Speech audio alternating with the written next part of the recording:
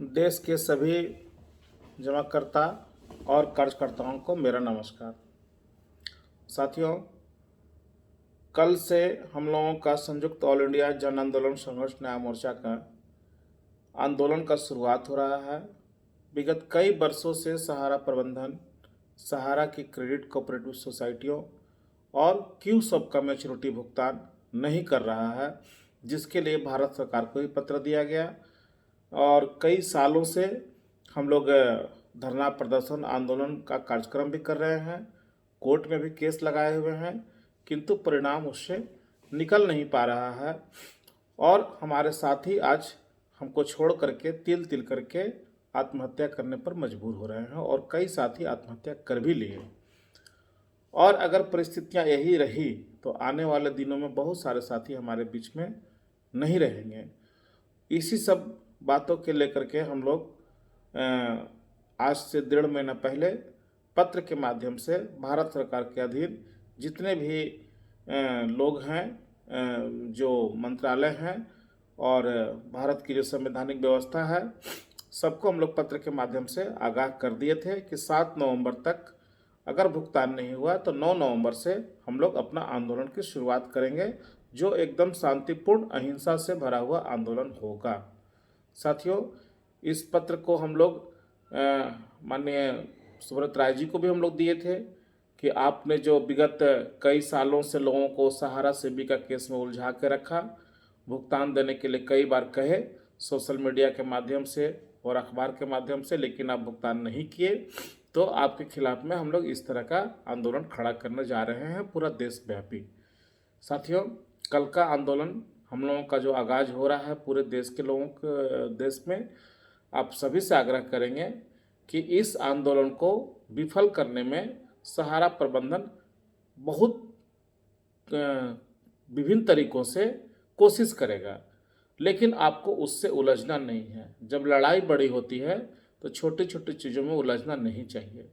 वो आपका आंदोलन कमज़ोर करने के लिए हो सकता है कि अपने ही लोगों को आपके बीच में घुसा करके किसी भी तरह का झगड़ा लड़ाई शुरू करवा दे और आप उनके साथ उलझ जाए ताकि आपका आंदोलन विफल हो जाए। तो साथियों, ऐसे लोगों का पहचान कीजिएगा कि किसी भी तरह का कोई भी व्यक्ति आपके बीच अनजान व्यक्ति ना आ जाए और किसी से उलझने का काम नहीं कीजिएगा, चाहे वो सहारा के अधिकारी हों या कर्मचारी हों,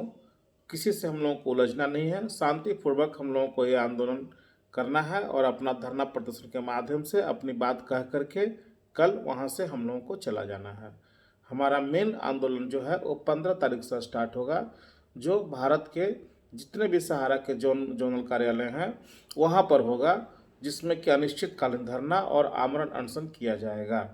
तो साथियों, आप लोगों से विनती है कि कल का कार्यक्रम पूरा शांति तरीके से करें और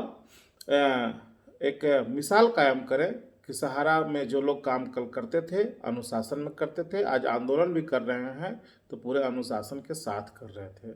साथ ही साथ एक बात और भी कहना चाहेंगे कि सहारा से भुगतान की मांग को लेकर के देश भर में बहुत सारे संगठन अलग अलग तरीके से अपना अपना काम कर रहे हैं। बहुत सारे संगठन हम लोगों के संगठन से टूट करके अलग हुआ वैचारिक मतभेदता की वजह से। उन सभी लोगों से हम हाथ जोड़ करके निवेदन करेंगे कि कल से जो आंदोलन की शुरुआत हो रही है, आप सब भी हम लोगों को साथ दें और एक मंच पर आकर के खड़ा हो जाएं, ताकि हम लोग और ज़्यादा मजबूती के साथ इस आंदोलन को खड़ा कर सकें। आप अपना जिस संगठन में आप काम कर रहे हैं उस संगठन का अपना अपना बैनर ले करके हम लोगों के संगठन के साथ खड़ा हो जाइए, ताकि हम लोगों को लगे कि हमको सपोर्ट करने के लिए भारत की जितनी भी संस्थाएं चल रही है सहारा के खिलाफ, सब एक मंच पर आ करके और प्रबंधन के साथ लड़ाई लड़ रहा है। साथियों, आपने देखा होगा देश में 5 सेंट्रल ट्रेड यूनियन काम किया करते हैं, BMS, AITUC, INTUC, HMS, C2, ये 5 ट्रेड यूनियन हैं